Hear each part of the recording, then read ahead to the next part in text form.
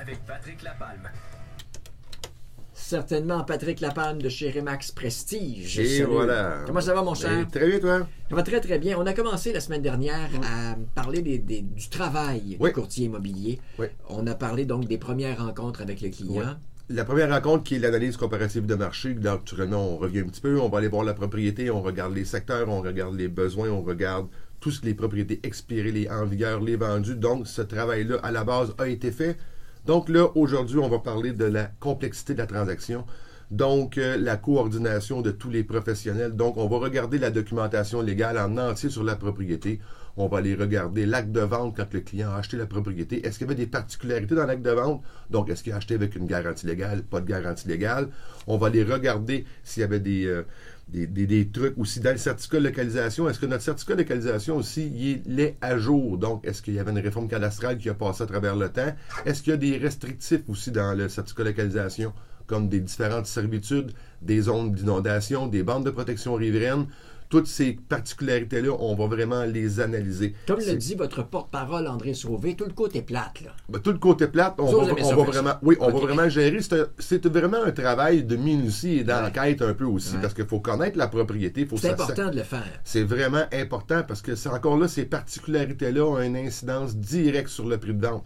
La première chronique était sur l'entretien, le général de la propriété. Le deuxième, on rentre vraiment là, dans la viande de la documentation de la propriété parce que oui, vous avez une propriété qui est là existante sur Pignon-sur-Rue, mais il y a des particularités légales. On prend un exemple, on va regarder les zonages aussi. Si la propriété a un zonage résidentiel et commercial, et on peut faire différentes choses dans le commercial à l'intérieur, bien, c'est important que notre vendeur et notre acheteur soient au courant. Ça va jouer sur le prix de vente, j'imagine? Effectivement. Et si c'est restrictif ou ça donne des autorisations, il faut vraiment s'assurer d'avoir le tout complet de la propriété.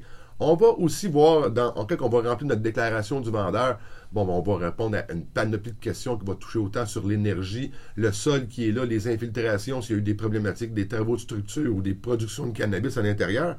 Bien, on va aller s'assurer que le client vendeur, il ne faut pas oublier que la déclaration du vendeur, elle est bien nommée, déclaration du vendeur, c'est pas nous qui répondons à ça. Donc, si le client ne comprend pas la question, le courtier va le guider pour qu'il ait bien connaissance de la question qui est posée. Encore là, on va travailler dans l'ensemble de la propriété, mais on va rentrer plus profondément. Si on regarde la propriété, on peut avoir des problématiques d'ocre ferreux dans le sol, il peut avoir eu de la vermiculite qui a été mise en isolant aussi. On va déjà préparer notre client à lui dire « Oh, ces tests-là, on devrait même les faire d'avance avant qu'on ait une promesse d'achat. » Donc, on va préparer vraiment pour que notre client acheteur arrive et qu'il soit prêt et qu'il ait une confiance totale sur la propriété et qu'il connaît les tenants et aboutissants de ce qu'il va acheter. Méga important. On va aller aussi s'assurer que c'est quoi l'installation sanitaire qu'on a sur la propriété, le cas échéant. Naturellement, si on est égout municipalisé et eau municipalisé, on n'a pas cette vérification-là à faire. C'est un service offert par la ville. Mais tout dépendant des installations qui ont été mises là, est-ce que la municipalité a déjà un plan que si on va vendre une propriété qui est en premier ou deuxième rang sur le bord d'un cours d'eau, est-ce que la municipalité va faire des changements de sa réglementation pour s'assurer que toutes les nouvelles installations sanitaires soient mises aux normes? Donc, avec ces particularités-là, on va être en mesure de préparer notre vendeur et l'acheteur aussi, comme je le mentionnais. On va aussi aller plus loin. Donc, notre client nous indique on va à la propriété pour un besoin. On va grandir la propriété à cause d'un enfant, on va la rapetisser parce que les enfants s'en vont, peu importe. Là, on va aller s'assurer que notre client peut se racheter une propriété. Et c'est déjà arrivé dans le passé, dans des cas que j'ai eu de clients, que les clients ne voulaient pas aller voir une préapprobation en croyant qu'ils pouvaient, oui, se racheter une propriété, mais ce n'était pas le cas. L'institution financière a décidé de ne plus prêter à ce client-là. Donc, on se ramasse avec une problématique en cours de transaction. Le client ne peut plus vendre en réalité. Là. Il ne veut plus vendre. Il ne veut plus. Il ne peut plus parce que sinon, il ne pourra pas racheter de propriété. On va aller aussi loin que l'hypothèque. Donc, on va aller s'assurer que s'il y a des pénalités qui vont s'aligner avec ça, vraiment regarder l'ensemble de la complexité de la transaction, de la gestion de tous les documents et vraiment de s'assurer de ce qu'on a comme produit à vendre, qu'on ait le maximum d'informations.